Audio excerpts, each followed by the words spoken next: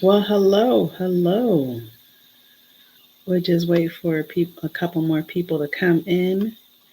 So I did a presentation over the weekend, and people were like, I think the technology wasn't working to the best of the capability. So I promised that I would do it on live.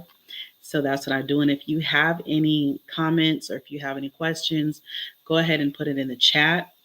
I'm going to leave a couple of links so that you have some links of the things that I'm going to share. You're going to be able to do an assessment. The people that were live in the room, they were able to do a financial assessment with me.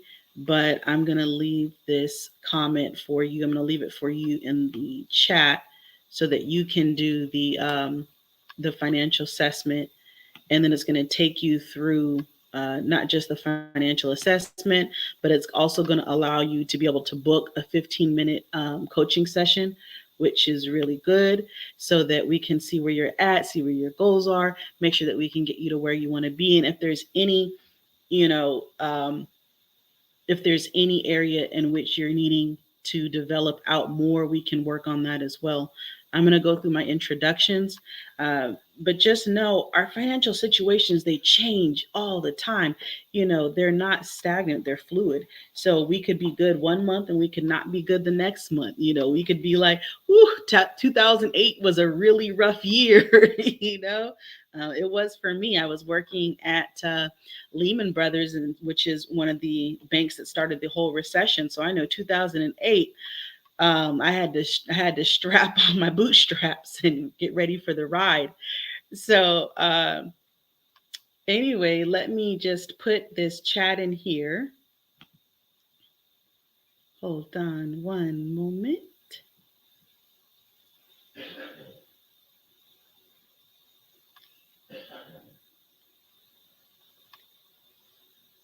And again, if anybody has any comments or anything like that, then please, please, please feel free to add your comments.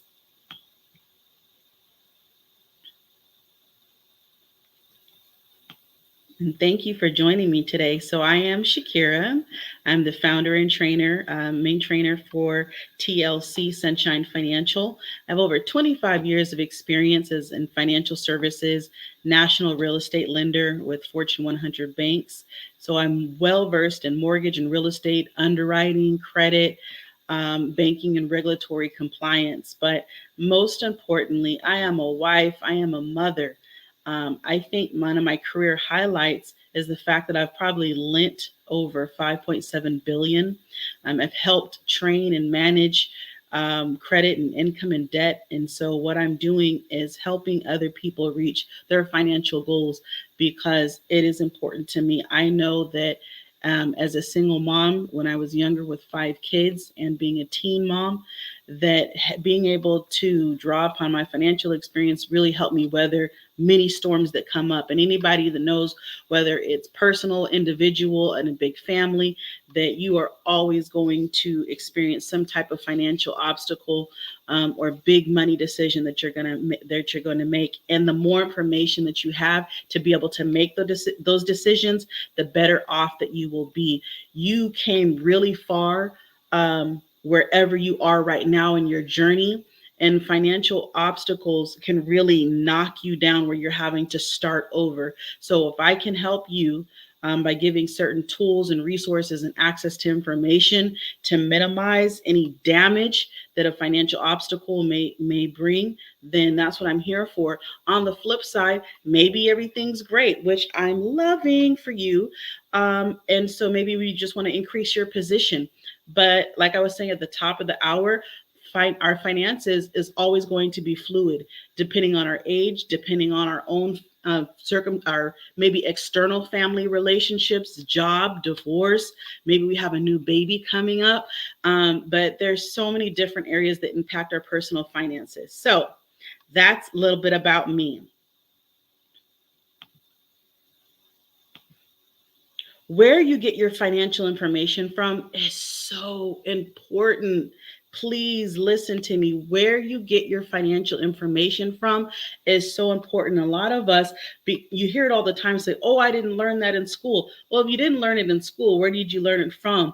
You learned it from so-and-so or Uncle Buck. You learned it from maybe a mechanic. You learned it from all the other people who shouldn't be talking to you about their finances. And they just had to learn from, the trials of error of life, which is not necessarily going to help you in your position. So where you get your financial information from is extremely important. Your local bankers, your financial educators like myself that have been industry professionals, your realtor, people that have licenses. This is who you should get your financial information from. So there's a lot of information that's out there on the internet and in social media, but please, please, please do yourself a favor, do your family a favor, and make sure that you're getting your financial information from reputable sources. Okay? That's my plea.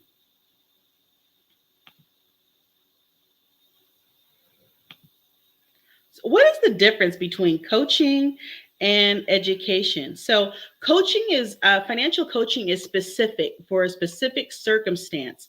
This is going to be relevant to you individually. So, maybe you have some student loans that you need to address. Maybe you had a medical scare, and so it's putting a strain on your finances. So, a financial coach is going to help you be able to weather that storm, that particular storm or circumstance. That's going to help to improve your financial habits and achieve financial goals. That's also going to help you with budgeting and saving, maybe increasing your credit or organizing yourself. So that is what financial coaching is. Financial education is going to be the process of teaching you how to understand money and how to understand finance. Maybe you're wanting to know about Bitcoin, or maybe you're wanting to know about different stocks, investments, and bonds, or you need certain techniques. Maybe you have a new business and you want to learn how to calculate your net cash flow. So a financial educator is going to increase your knowledge about the financial education arena itself. Again, if you have any questions or if you're seeing this later, let me know, because I check back to see what kind of questions that I may get. And this is what I make the different lives off of, is the questions that I receive. All right. So financial well-being. This describes a condition where a person can fully meet their current and ongoing financial obligations. They can feel secure in their financial future and is able to make choices to allow them to feel safe and free. So people wonder, well, how do I know I'm good? How do I know that I am financially secure? Well, one of the ways that the CFPB, the FDIC, these are our federal agencies that regulate our money situations, they've determined that the definition for financial well-being describes when you can fully meet your current and ongoing financial obligations. What does that mean? You can pay all your bills on time. You're not receiving any kind of hardships right now. You got money in the bank. You're okay. So you can meet all your current and ongoing financial obligations, meaning you're good this month, next month, and the foreseeable future. Not you're good this week, but next week gonna be a little rough. That's not financial well-being. That means we have some things that we need to work out. Okay, it means that you feel secure in your financial future, like I can breathe. I have an emergency fund. I'm okay. I can go on vacation. I can live, the way that I want. Everybody's financial situation is different. Maybe I'm an artist. I can get all the canvas and paints and things that I want. I can go to London and go see the Louvre. Maybe that's what it looks like for you. Everybody's financial situation is different. Maybe you're a school teacher who loves history, and so you can go spend all the time traveling to different museums. But your financial future is what you want to make it. But knowing that you can do those things and meet all of your ongoing obligations, and that you have the choice, to live free and live how you want, right? Yes. That's what we want. That's what we want. So this is a financial will. This is one of the things that I presented. If you were with me, in the session, then this will look familiar to you. And so I'm going to go over what a financial will is. And these numbers that you see, 7, 4, 5, 2, and 1, all explain those as well. But this is what a financial will is. So, a financial will is basically how we measure financial well being. So, this is financial goals means, and this is what you're going to do, you're going to rate yourself in each one of these areas. So, if you're wondering, why I have this up, again, I'm going to show it to you right now. But this is what it means. It means that we're going to rate yourself in each one of these areas. So, I'm going to give you what the explanation is for them. Okay. So, a financial will, your financial goals means that you have written them down. They're motivating, they're short and long term goals. They're financial milestones that you want to have, that support your desired lifestyle. So we got some short term goals, we have some long term goals, but these are financial milestones that you've written out that you know that you're going to reach. Maybe it's a car, maybe it's a trip, maybe it's your emergency fund, maybe it's contributing a certain percent of your paycheck or your income so that you can start building your retirement. So it's a financial goal. So you would rate yourself on how well, from 1 to 10, that you have secured that area. The next one is expenses. Recurring monthly obligations such as rent, utilities, groceries, dining out. Yes, we're going to include that. Child care, entertainment, transportation, and fuel. You have written down all of your expenses. You know what they are. You've combed through your bank account and you've gone through your Netflix and all your subscriptions, and you know exactly what your expenses are. So if you've done that, I'm proud of you. If you haven't, let's mark that we might need to work on that. This is so that we can really start to dive into what we're going to need to work on and what we're not going to need to work on, what we're doing well at, because there's some things that you're doing well at. I know there are, right? So we can identify that through the financial will also. Loans and credit cards. This means your ability to comfortably pay all your monthly debt and obligations on time, before a 30-day hits, before when the due date hits. Hey, maybe you're on auto pay. If you're on auto pay, I like that. That means you're comfortable. Okay, credit scores. This means that you know your credit history and you know it by all three bureaus. You have pulled them recently and you know what it is. I'm liking it. And if not, it's okay. We'll address that. Give you some resources on how to pull your credit score, because we want to make sure again that your financial well-being gets to be a 10. And you're not going to be at a 10 in every single area, because again, our situation is always fluctuating, which is okay. It's okay, right? That's why I'm here. Okay, so budgeting, tracking and spending and sticking to your plan that works for your income. Do you have a budget? And I like to make a joke. My mom's budget is if I see it, then I'm buying it. But that's not the budget we're talking about. We're talking about a budget that this is the amount of money that I can spend and I'm not going to go over it, right?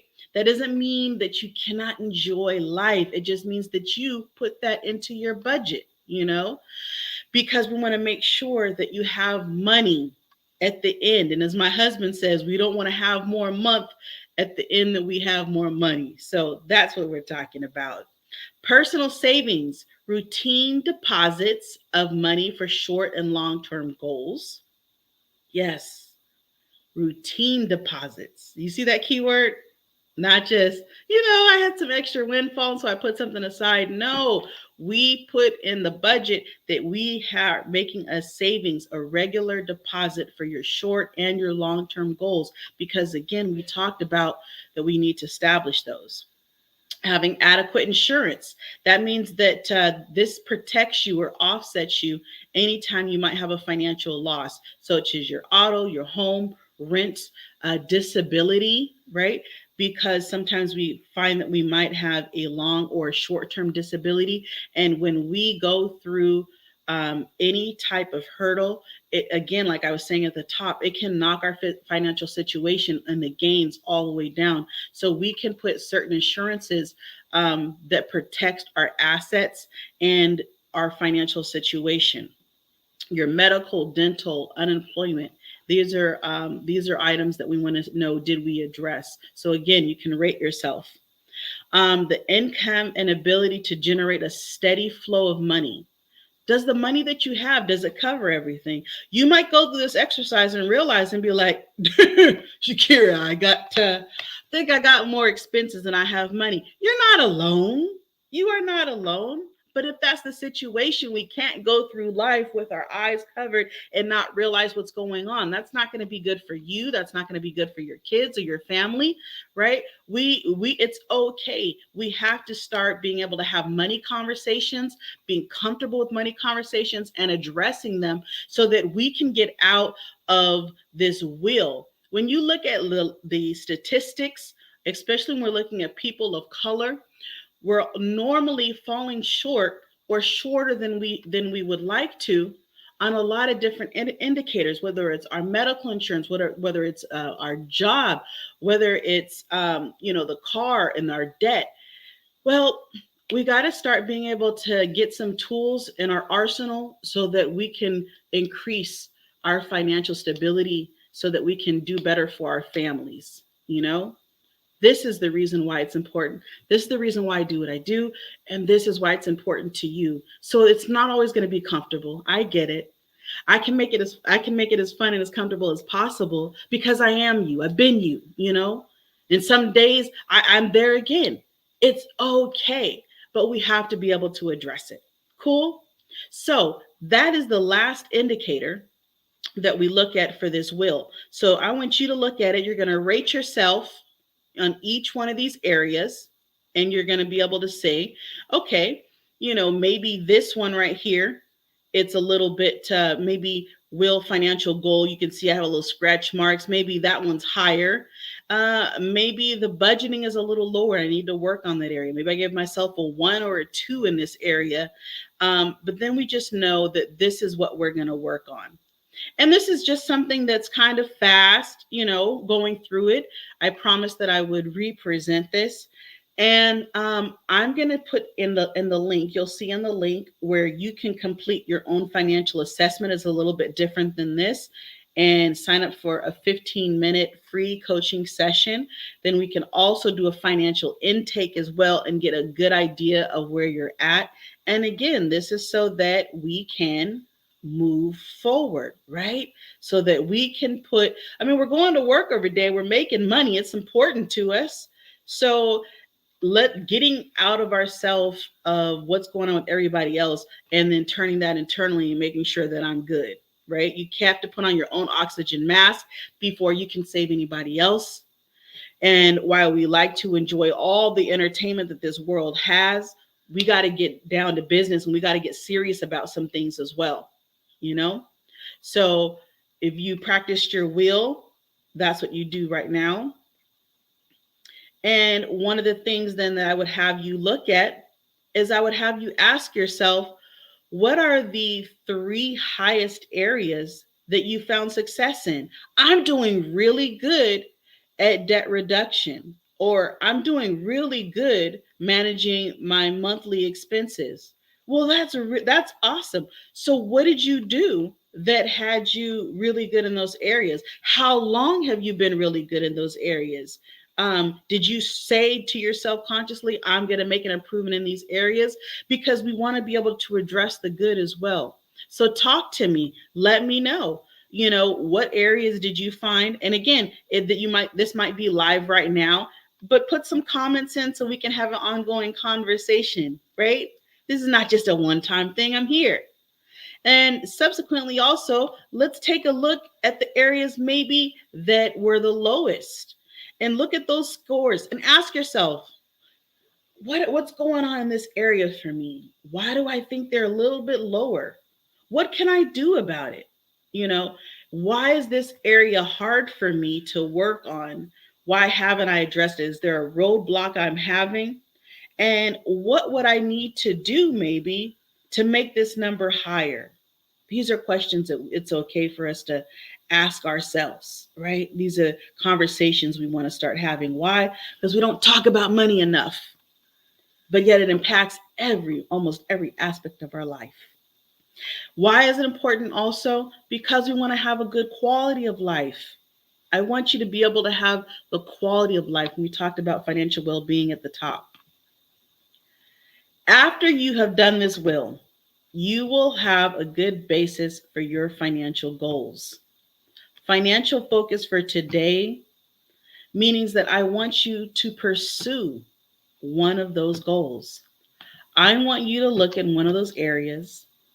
And maybe next time we'll talk about how to make a SMART goal.